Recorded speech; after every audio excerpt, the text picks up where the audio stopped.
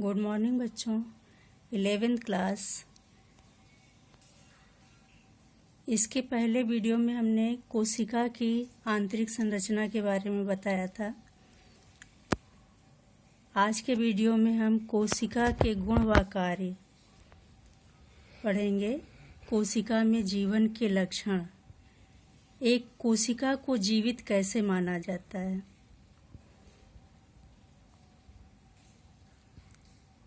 तो सबसे पहला है परिवर्धनशीलता। सभी जीवित प्राणियों की प्रमुख विशेषता है उनकी परिवर्धन क्षमता। भोजन, हवा, जल द्वारा शक्ति अर्जित करते हैं और अपना विकास करते हैं। जैसे कि एक पौधा जो है वो अंकुरित होता है, फिर बड़ा होकर के पेड़ बनता है। एक बच्चा पैदा होता है, छोटा जन्म लेता है, फिर धीरे धीरे वो वयस्क बनता है, वृद्ध होता है। ये इनकी परिवर्धन क्षमता है। जीवित संरचनाओं की अभिवृद्धि एक सीमा तक ही होती है। जीवन भर नहीं बढ़ सकते और ना ही सदैव जीवित रहते हैं।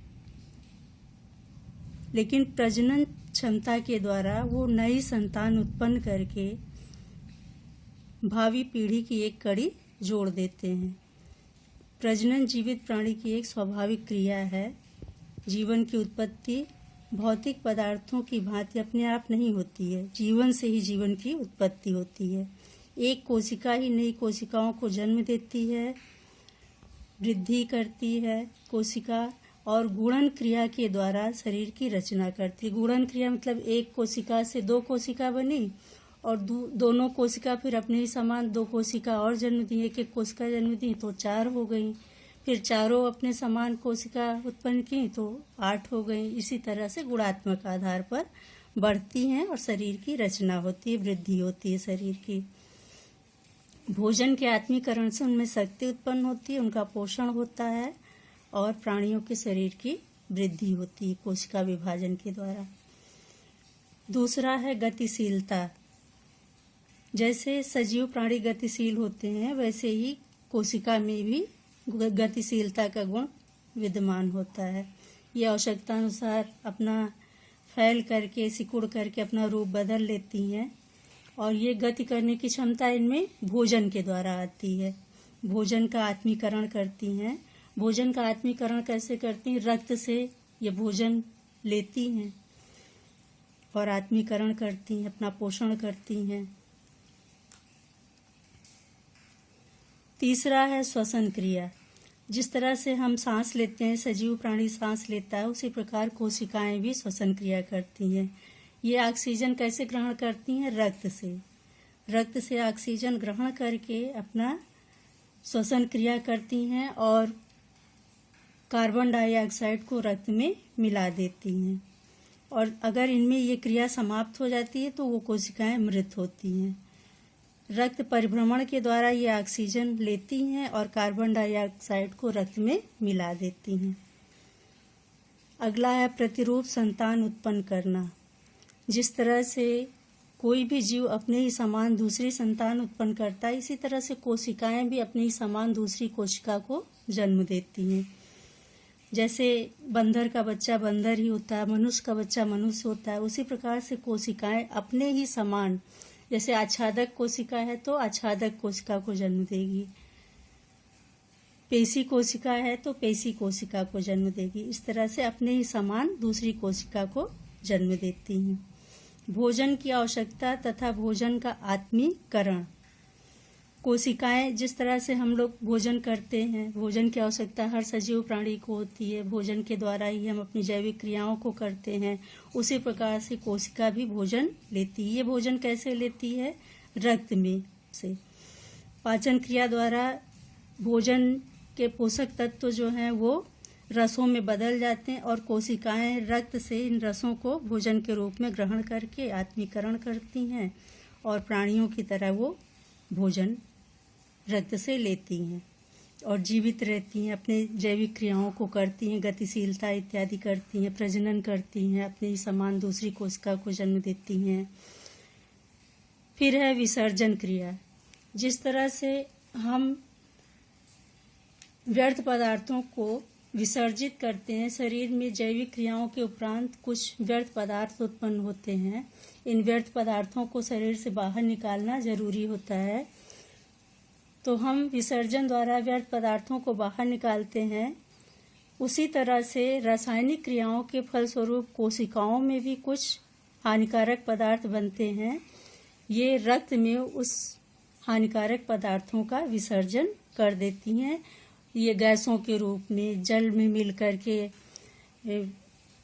यूरिन के रूप में ये शरीर से बाहर, या भोजन के अवशेष मल के रूप में शरीर से बाहर विसर्जित होते हैं। अगला है संवेदनशीलता। जीवित प्राणियों पर जिस तरह से बाहरी वस्तुओं का प्रभाव होता है और उसके प्रति प्रतिक्रिया होती है, उसी तरह से कोशिकाओं में भी संवेदनशीलता का गुण पाया जाता है। किसी बाहरी वस्तु की निकट मतलब छूने से कोशिकाएं प्रतिक्रिया करती हैं और फैल जाती हैं या सिकुड़ जाती हैं संवेदनाओं के फलस्वरूप। फिर है जन्म व मरण। जिस प्रकार से प्राणी जन्म लेता है और एक दिन मृत हो जाता है, मृत्यु को प्राप्त होता है, उसी प्रकार से कोशिकाएं भी विभाजन क्रिया के द्वारा नई कोशिकाओं को जन्म देती हैं और अपने कार्य को करती हैं। एक दिन वो मृत हो जाती हैं और उत्सर्जी अंगों के द्वारा शरीर से बाहर निकल जाती हैं। कोशिका जीवित प्राणी है। कोशिकाओं में ये सारे गुण, जीवन के सारे गुण पाए जाते हैं, इसलिए कोशिका जीवित प्राणी है। शरीर की जीवित इकाई है। जीवित प्राणियों के समान कोशिका सांस भी लेती है, गतिशीलता भी करती है, भोजन भी लेती है, परिवर्धन करती है, प्रजनन करती है। इसलिए कोशिका जीवित प्राणी है और एक दिन मृत भी होती है। कोशिका विभाजन। किस प्रकार से कोशिकाएं विभाजित होती हैं? कोशिका स्वयं में विभाजित होते होते संख्या में बढ़ती जाती है और संख्या में बढ़ती जाती है तो शरीर की वृद्धि और विकास होता है। तो सबसे पहले इसका सेंट्रोसोम और केंद्रक विभक्त होता है। फिर उसके बाहर का कोशिका द्रव दो भागों में बढ़ जाता है और एक कोशिका जब दो कोशिकाओं में विभाजित होती है तो उसके केंद्रक के क्रोमोसोम जीन भी एक समान दो भागों में बंट जाते हैं। जब केंद्रक के दो भाग अलग अलग हो जाते हैं तो उसको ढकने वाली झिल्ली जो है केंद्रक की, वो भी जुड़ जाती है और एक कोशिका से दो कोशिका हो जाती है। इस प्रकार दो नई कोशिकाएं अपनी मूल कोशिका के समान ही बन जाती हैं। कोशिका विभाजन का क्या महत्व है? पहला तो है नई कोशिकाओं का निर्माण होता है। कोशिका एक जीवित प्राणी है और विभाजन क्रिया के द्वारा अपने समान दूसरी कोशिका को जन्म देती है विभाजित होकर के। तो नई नई कोशिकाओं का निर्माण होता है और जब नई नई कोशिकाओं का निर्माण होगा तो शरीर की वृद्धि और विकास होगा और बच्चा धीरे धीरे विकास करके वयस्क बनेगा, वृद्ध होगा। मतलब धीरे धीरे शरीर का विकास कोशिकाओं की वृद्धि या विभाजन क्रिया के द्वारा ही संपन्न होता है। दूसरा है कोशिकाओं की क्षतिपूर्ति। कोशिकाएं नष्ट होती हैं, मृत भी होती हैं। कहीं कहीं आप देखते होंगे चोट लग जाती है, वहां पर घाव हो जाता है तो उस जगह की कोशिकाएं मृत हो जाती हैं। तो उस जगह धीरे धीरे घाव भर जाता है। तो कैसे भरता है? ये कोशिका विभाजन के द्वारा नई नई कोशिकाएं बनती हैं और उस कोशिका की क्षति को पूरा कर देती हैं। मतलब जितनी नष्ट हो गई हैं कोशिकाएं उनको पूरा कर देती हैं। धीरे धीरे घाव भर करके बराबर हो जाता है। तीसरा है माता पिता के गुणों को नई संतान में भेजना।